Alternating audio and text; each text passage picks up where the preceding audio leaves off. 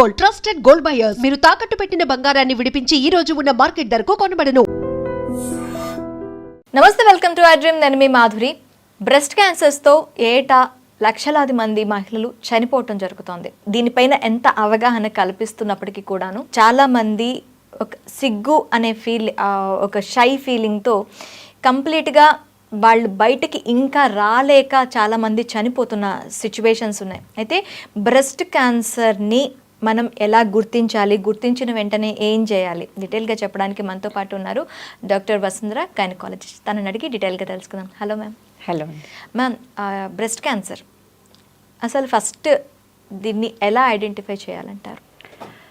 Breast cancer identification అనేది ఎప్పుడు కూడా సెల్ఫ్గా అయితే చాలా వరకు అవుట్కమ్ బెటర్గా ఉంటుంది. అదే మనకి చాలా అంటే లైక్ డాక్టరే ఐడెంటిఫై చేసి మీకు బ్రెస్ట్ క్యాన్సర్ ఉంది అని చెప్పే స్టేజ్కి వెళ్ళారు అంటే అది చాలా అడ్వాన్స్డ్ స్టేజెస్లో ఉన్నాయని అర్థం. సో ఇక్కడ self identification of the breast cancer అంటే ఏంటి? మనం ఎవ్రీ మంత్ కూడా మన మెన్స్ట్రుయేషన్ టైం అప్పుడు, ప్రీ మెన్స్ట్రువల్ టైం అప్పుడు ఒక టైం పెట్టుకోవాలి. ఆ టైం పెట్టుకొని ఎవ్రీ మంత్ ఆ పర్టికులర్ డేస్లో బ్రెస్ట్ సెల్ఫ్ ఎగ్జామినేషన్ అని అంటారు. ఓకే. బ్రెస్ట్ సెల్ఫ్ ఎగ్జామినేషన్ చేసుకొని మన బ్రెస్ట్లో టిష్యూస్ ఎప్పుడూ కూడా స్మూత్గా ఉంటాయి. అంటే లైక్ ఒక ఏమనాలి ప్లఫీగా, స్పాంజీగా ఉంటాయి బ్రెస్ట్ టిష్యూ అంతా కూడా. ఆ టిష్యూ మన నార్మల్ బ్రెస్ట్కి ఉన్నప్పుడు మనకు అందులో ఏదైనా తేడా అయినప్పుడు ఒక చిన్న లంప్స్ లాగా తెలుస్తూ ఉంటాయి. ఆ లంప్స్ని ఐడెంటిఫై చేయగలుగుతాం. సో అంటే ఎప్పుడు మనకి నార్మల్గా ఉన్న బ్రెస్ట్ దగ్గర నుంచి లంపీ స్టేజ్కి వెళ్తుంది బ్రెస్ట్ అంటే అది అబ్నార్మల్ చేంజెస్ అని అర్థం. ఓకే. సో ఆ చేంజెస్ని ఎప్పుడైతే ఐడెంటిఫై చేసామో ఇమ్మీడియట్గా మనం డాక్టర్ దగ్గరికి వెళ్ళి ఎగ్జామినేషన్ చేయించుకోవాలి. ఎగ్జామినేషన్ చేయించుకున్నప్పుడు బ్రెస్ట్కి ట్రిపుల్ అసెస్మెంట్ అంటారు. ట్రిపుల్ అసెస్మెంట్ అంటే ఒకటి క్లినికల్ ఎగ్జామినేషన్, అంటే డాక్టర్ ఎగ్జామిన్ చేసి అందులో లంప్ ఉందా లేదా అని చెప్పటం. 2 రేడియోలాజికల్ ఎగ్జామినేషన్ అంటారు. అంటే అల్ట్రాసౌండ్ కానీ బ్రెస్ట్ క్యాన్సర్ రిలేటెడ్ చేంజెస్ ఏమైనా ఉన్నాయా లేదా బినైన్ చేంజెస్ అంటే ఫైబ్రాయిడ్నోమా అంటారు. చాలా మందికి బ్రెస్ట్లో గడ్డలు ఉంటాయి. వాటిని క్యాన్సర్ కాకపోతే ఫైబ్రాయిడ్నోమా గడ్డలు అంటారు. అట్లనే 3rd ఏంటంటే పెథలాజికల్ ఎగ్జామినేషన్. అంటే మనకి ఏదైనా లంప్ ఉంది అని తెలిసిన తర్వాత అక్కడి నుంచి బయాప్సీ తీస్తాం, టిష్యూ తీస్తాం. టిష్యూని తీసి పెథాలజీకి పంపిస్తాం.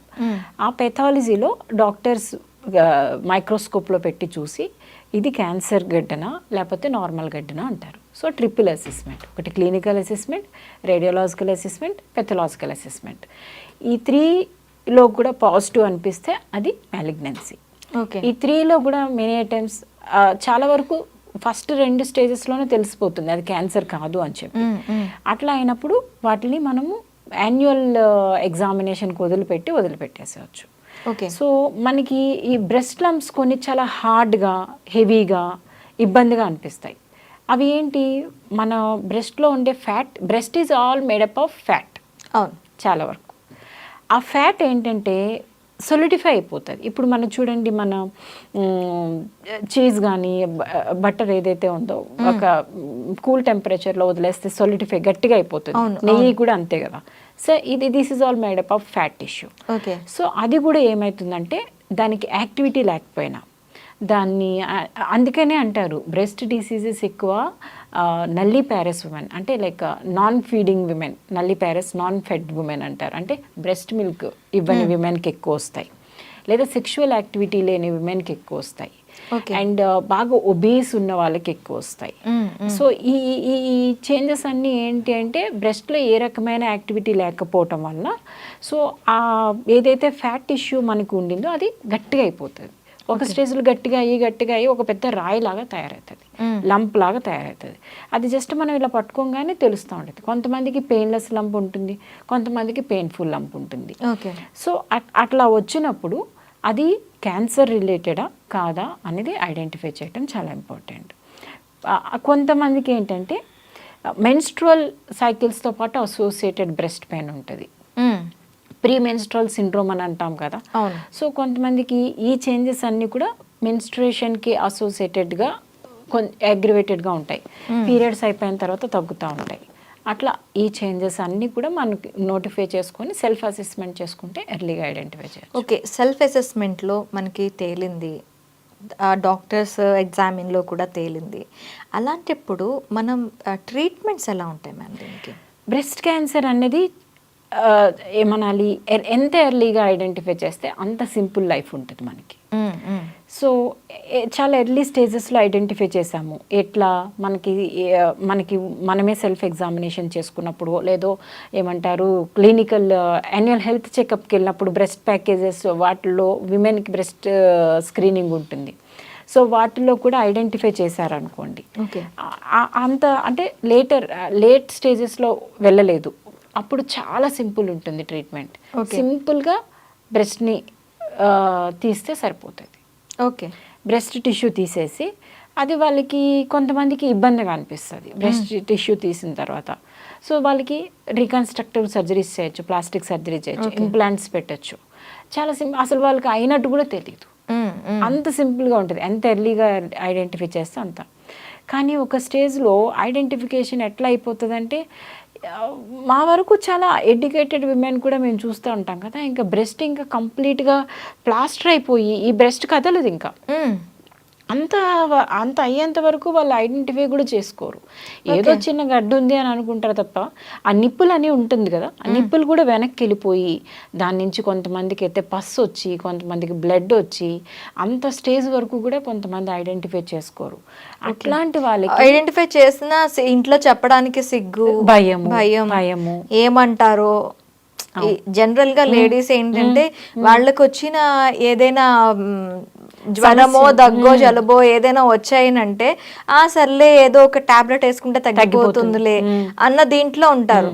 ఇంకా అలాంటి వాటికి ఆలోచించేటప్పుడు ఇంకా ఇలాంటి కొంచెం ప్రైవేట్ పార్ట్ దగ్గరికి వచ్చేసరికి ఇంకా ఎక్కువ షై అనేది ఉంటుంది, ఆలోచిస్తారు.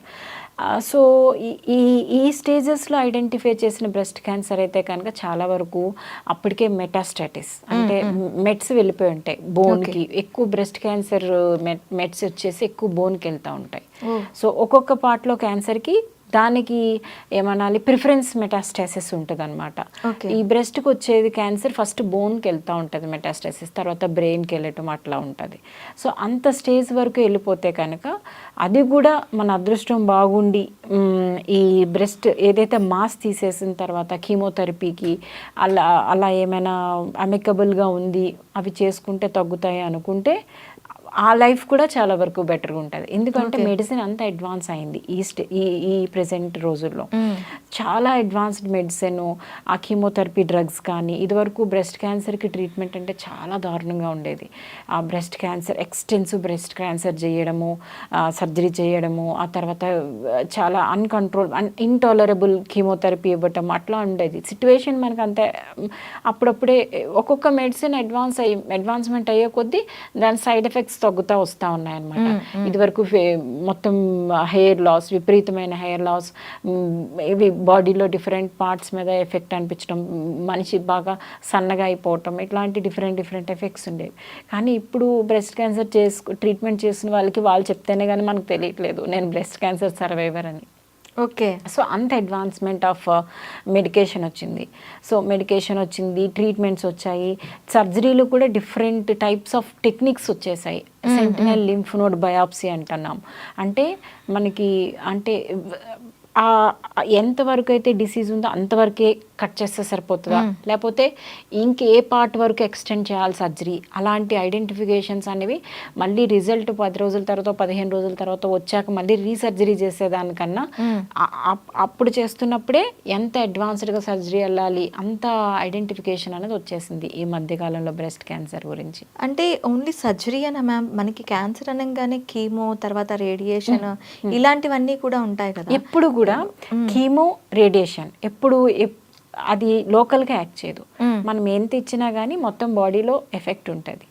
కానీ బ్రెస్ట్ క్యాన్సర్లో ఏంటి అంటే మనకి ఆ క్యాన్సర్ బ్రెస్ట్లో ఉంది కాబట్టి డిసీజ్ లోడ్ ఎంత తీసేస్తే అంత రికవరీ బాగుంటుంది అనమాట. ఓకే. సో ఆ లోడ్ తీసేస్తే పక్కనున్న ఆర్గాన్స్కి స్ప్రెడ్ కావటం చాలా తక్కువ ఉంటుంది. ఓకే. ఈ కీమో కానీ రేడియో కానీ ఎప్పుడు ఇస్తాము, మనకి తెలియకుండా బాడీలో మిగిలిన పార్ట్స్కి స్ప్రెడ్ అయితే ఆ స్ప్రెడ్ అయిన వాటిని కూడా కిల్ చేస్తే అక్కడ క్యాన్సర్ మళ్ళీ డెవలప్ కాకుండా ఉంటుంది అన్న ఉద్దేశంతో కీమోథెరపీ కానీ రేడియోథెరపీ కానీ ఇస్తాము. సో మనకి డిసీజే లోకలైజ్డ్గా ఉంది, పక్కకి ఎక్కడికి స్ప్రెడ్ కాలేదంటే ఇంకా బ్లెస్డ్ కదా మనం. అవును. సో ఇంకా ట్రీట్మెంట్స్ కాకుండా వీళ్ళకంటే ట్రీట్మెంట్స్ తర్వాత కూడాను కొంతమందికి బాగా మళ్ళీ వచ్చే ఛాన్సెస్ కూడా రికరెన్స్ అంటారు. సో దీనికి ఎలాంటి ట్రీట్మెంట్స్ ఉంటాయి మళ్ళీ రాకుండా ఉండటానికి? కానీ ఒకవేళ మళ్ళీ వస్తే ఎలాంటి ట్రీట్మెంట్స్ ఉంటాయి? సేమ్ మళ్ళీ ఆపరేషన్ ఇలాంటివన్నీ చూసుకోవాల్సి ఉంటుందా? బ్రెస్ట్ క్యాన్సర్లో చాలా వరకు రికరెన్స్ ఎప్పుడవుతుంది అంటే మనకు తెలియకుండానే క్యాన్సర్ సెల్స్ బాడీలో పక్కన పార్ట్స్కి స్ప్రెడ్ అయ్యి అది మనం ఐడెంటిఫై చేయలేకపోయి కీమోథెరపీ కానీ రేడియోథెరపీ కానీ ప్రాపర్గా అవ్వకపోతే రికరెన్స్ వచ్చే ఛాన్స్ ఉంటుంది. కొన్ని సిట్యువేషన్స్లో రేరెస్ట్ ఆఫ్ ద అది ఏమనాలి పూర్లీ డిఫరెన్షియేటెడ్ బ్రెస్ట్ క్యాన్సర్స్ అంటారు. అంటే ఇది అర్థం కాని క్యాన్సర్ అనమాట. ఇది ఈ టైప్ ఆఫ్ క్యాన్సర్ అంటే ఈ టైప్ ఆఫ్ మెడిసిన్ ఇవ్వాలని ఉంటుంది, ఇంకొక టైప్ ఆఫ్ క్యాన్సర్ అంటే ఇంకొక టైప్ ఆఫ్ మెడిసిన్ ఇవ్వాలని. కొన్ని పూర్లీ డిఫరెన్షియేటెడ్, అవి ఏ కేటగిరీకి చెందవు, వాటికి ఏ టైప్ ఆఫ్ మెడిసిన్ ఇవ్వాలన్నది కూడా కొంచెం కన్ఫ్యూజన్గానే ఉంటుంది. ఓకే. సో అట్లాంటి స్టేజెస్లో అవి ఎటు ట్రావెల్ చేస్తాయన్నది కూడా చాలా ఇబ్బంది. సో నేను చెప్పినట్టుగా ప్రిడిస్పోజిషన్ ఉంటుంది ఒక్కొక్క ఆర్గానికి ఒక్కొక్క స్ట్రక్చర్. ఇప్పుడు నేను బ్రెస్ట్ క్యాన్సర్కి ఎక్కువ బోన్స్ ప్రిడిస్పోజిషన్ ఉంటుంది. అట్లాగా బోన్స్కి వెళ్ళకుండా కొన్ని ఏంటి అడ్డదిడ్డంగా లంగ్స్కో లివర్కో ఇంకా స్ట్రక్చర్స్కో పక్కన ఉన్న స్ట్రక్చర్స్కో వెళ్ళింది అనుకోండి, డైరెక్ట్గా ఆల్ టుగెదర్ బ్రెయిన్కో వెళ్ళింది అనుకోండి. అట్లాంటప్పుడు మనం స్ట్రైట్ హెడ్ చాలా కాంప్లికేటెడ్ మెడిసిన్ బ్రెయిన్కి ఇచ్చేయలేం. అవును. సో చాలా ఆలోచించి బ్రెయిన్స్ లో ఉన్న పక్కన ఉన్న స్ట్రక్చర్స్ డ్యామేజ్ కాకుండా చూసుకోవాలి. మనం మెడిసిన్ ఉంది కదా అని ఇచ్చేస్తే అది అక్కడ ఒక్కటే యాక్ట్ చేయదు కదా, టోటల్ గా బాడీ అంతా నార్మల్ సెల్స్ కూడా యాక్ట్ చేస్తాయి కదా. సో అంత ప్రిసైజ్డ్గా క్యాలిక్యులేటెడ్గా తెలుసుకొని మెడికేషన్ ఇవ్వాలి. సో అట్లాంటి సిట్యువేషన్ అంత రికరెన్స్ ఇలాంటి సిట్యువేషన్స్లోనే రికరెన్సెస్ ఎక్కువ వచ్చే ఛాన్స్ ఉంటుంది. మనం ప్రాపర్గా ట్రీట్ చేయలేకపోతే రికరెన్స్ ఎక్కువ వస్తుంది. కానీ మంచిగా ఎర్లీగా డయాగ్నోస్ చేసి తొందరగా సర్జరీ చేయించుకొని దానికి అవసరమైతే క్యాన్సర్ కానీ అదే కీమోథెరపీ కానీ మిగిలిన థెరపీస్ ఏమైతే ఉన్నాయో చేయించుకుంటే రికరెన్స్ రేట్ చాలా తక్కువ. ఓకే. ఇంకా బ్రెస్ట్ క్యాన్సర్స్ని మనం ఇంట్లోనే ఎట్లా మనం చేసుకోవాలి అంటారు ఐడెంటిఫై? బ్రెస్ట్ క్యాన్సర్కి identification only one thing, self examination of the breast. అది మాత్రం it is the heart rule of the breast cancer. Heart rule of the breast cancer అంటే ఏంటి, నేను చెప్పినట్టుగా ఫస్టే చెప్పాను, ఎవ్రీ మంత్ ఏదో ఒక పర్టికులర్ టైం పెట్టుకోండి. ఎక్కువ చాలామంది మేము అవేర్ చేసేది ఎట్లా అంటే మీ మెన్స్ట్రుయేషన్ టైం అప్పుడు చూసుకోండి. మెన్స్ట్రువల్ టైం అప్పుడు విమెన్ ఎప్పుడు కూడా వాళ్ళ ఓవరాల్ హెల్త్ ఎప్పుడు కాన్సన్ట్రేట్ చేస్తారు. సో వాళ్ళ జెనిటల్ క్లీనినెస్ చూసుకుంటారు. At the same time self examination breast అప్పుడు మర్చిపోతే ఈ మంత్ మెన్స్ట్రుయేషన్ వచ్చినప్పుడు మన బ్రెస్ట్ ఎగ్జామిన్ చేసుకుంటే మళ్ళీ నెక్స్ట్ మంత్ మెన్స్ట్రుయేషన్ వచ్చినప్పుడు బ్రెస్ట్ ఎగ్జామినేషన్ డెఫినెట్గా చేసుకోవాలి. మన చక్కగా పడుకొని చేసుకోవచ్చు, నిల్చో